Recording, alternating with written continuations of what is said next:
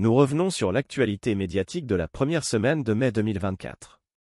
À partir du 1er mai, la gestion des stations RER des Alpes-Maritimes a été transférée à la région, entraînant la fermeture des guichets humains de certaines d'entre elles, notamment la gare du Cros de Cagnes, au profit de distributeurs automatiques de billets acceptant uniquement le paiement par carte bancaire.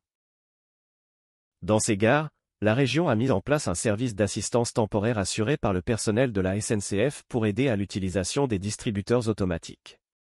Pour notre gare, cette présence est disponible les mardis de 8h à 12h et les jeudis de 12h30 à 15h. La date de fin de ces séances n'a pas été précisée.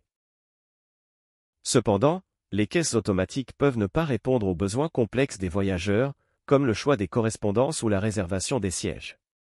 Cela souligne l'importance de maintenir des interactions humaines dans une société qui doit accorder de la valeur à l'attention portée à la population.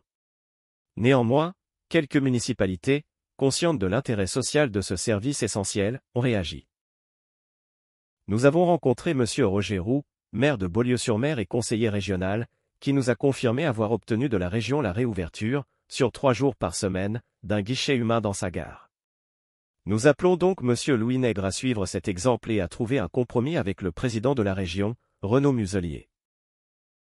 Nous rappelons que M. le maire, de par ses diverses responsabilités, est dans une position stratégique pour résoudre cette problématique. En effet, il est très proche du président de la région et de son vice-président, Christian Estrosi. De plus, sa position de président national du GART, groupement des autorités responsables de transport, principal partenaire national des collectivités pour le transport, et sa fonction de vice-président de la métropole Nice-Côte d'Azur, renforcent son influence. Le Cercle Cannois lui a adressé un courrier pour lui demander de bien vouloir intervenir auprès du président de la région Sud. Nous attirons également l'attention sur l'état préoccupant des bâtiments de la gare, nécessitant des rénovations, ainsi que sur la nécessité d'aménager des points d'attente de qualité pour mettre les usagers à l'abri des intempéries. Il est essentiel que l'image du Cros de Cagnes reflète la qualité des infrastructures touristiques, la station étant la première vitrine pour les visiteurs.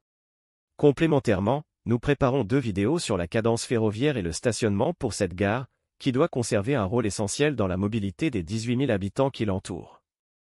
En somme, ces vidéos serviront non seulement à informer et à sensibiliser, mais aussi à plaider en faveur d'améliorations concrètes pour optimiser la mobilité des habitants de notre ville.